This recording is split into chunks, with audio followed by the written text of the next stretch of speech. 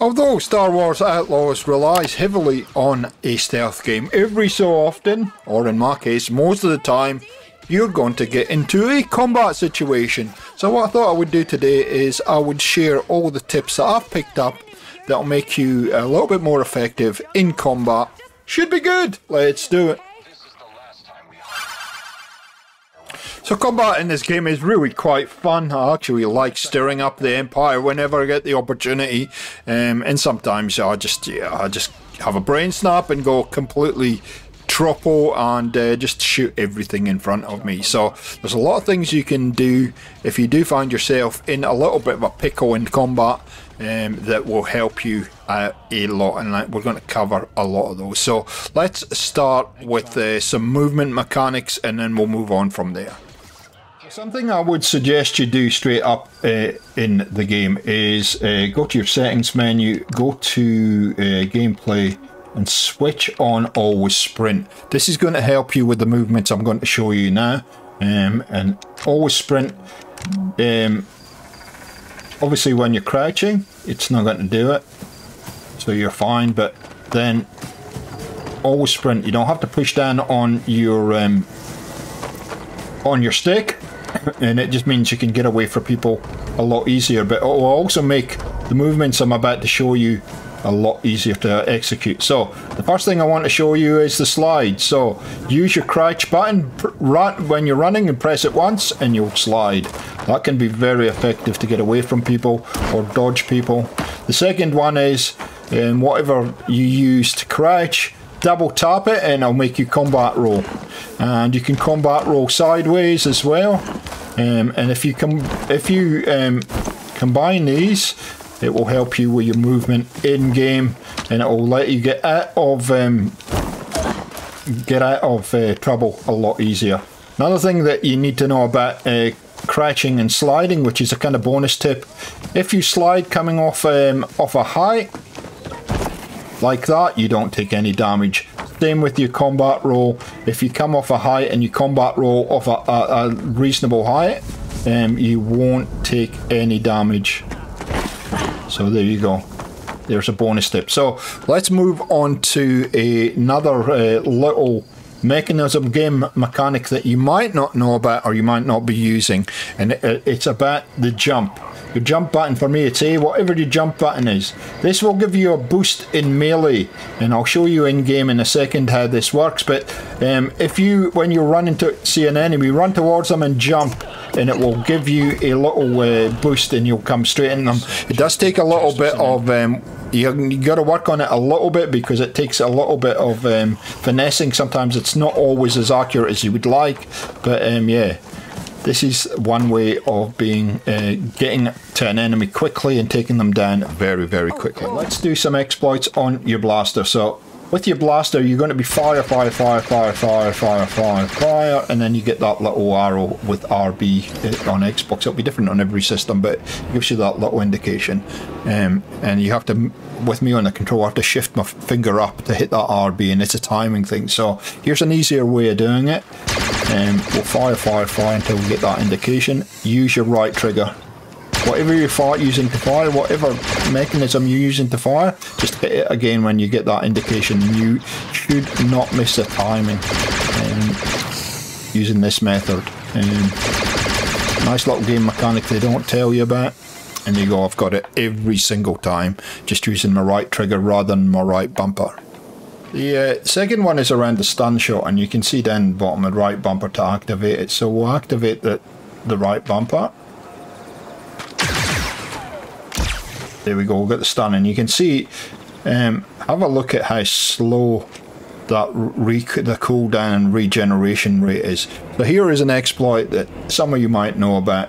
If you go into your menus and go across to equipment, and go to blaster, and go to appearance. Select the appearance, change the camo on your gun, and go back into the game.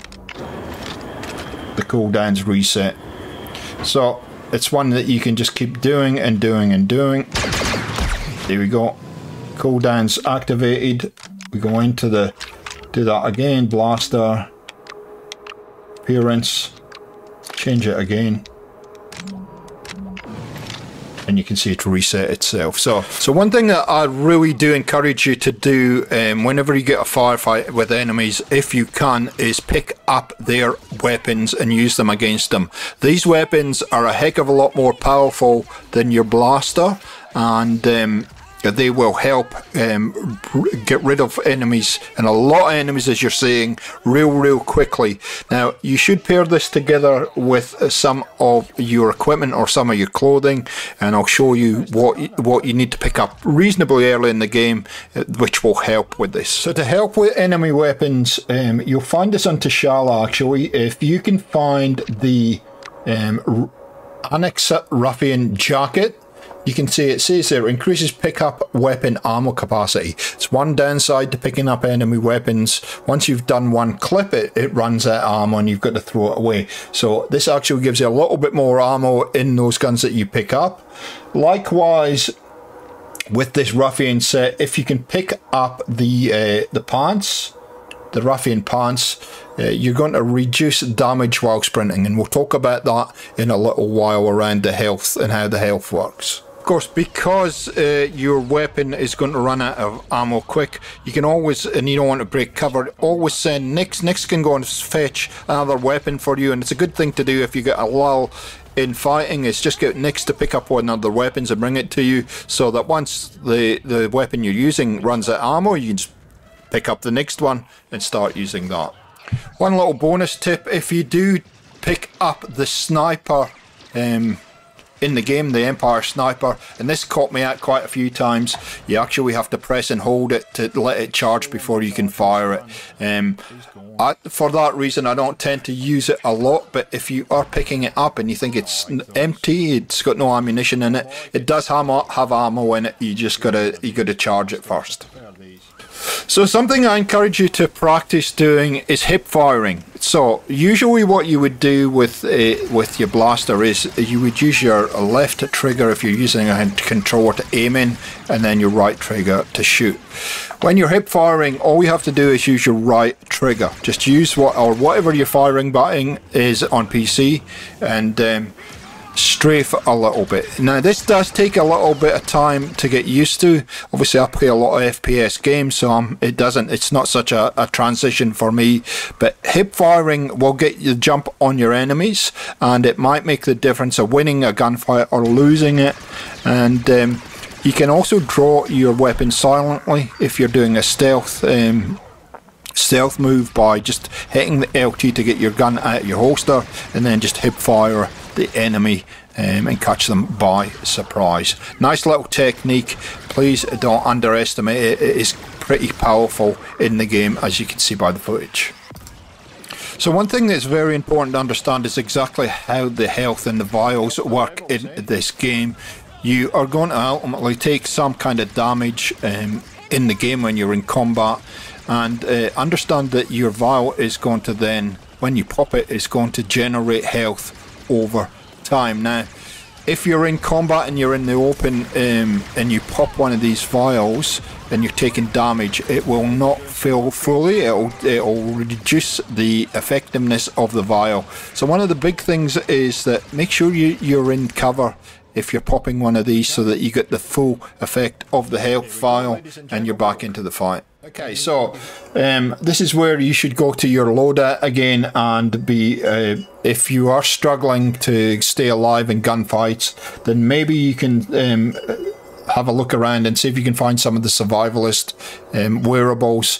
I use the waist belt here, and you can see not only do I get an increase in the amount of BACTA vials that I carry, it also restores more health when I pop one with the belt, and then with the trousers or the pants health begins to regenerate sooner after taking damage. So they're quite a powerful combination, and don't discount your charms either. You can see I've got the overgrown amber stone, which also gives me increased health. So there's lots that you can do if you get into trouble, or you think that you're struggling with enemies that might help your health regenerate or make sure that you understand the BACTA vials and how they work. So next I want to talk about Nix and how he can help you a lot in combat. We've already spoke about him retrieving enemy weapons for you, but there's so much more that you can use Nix for.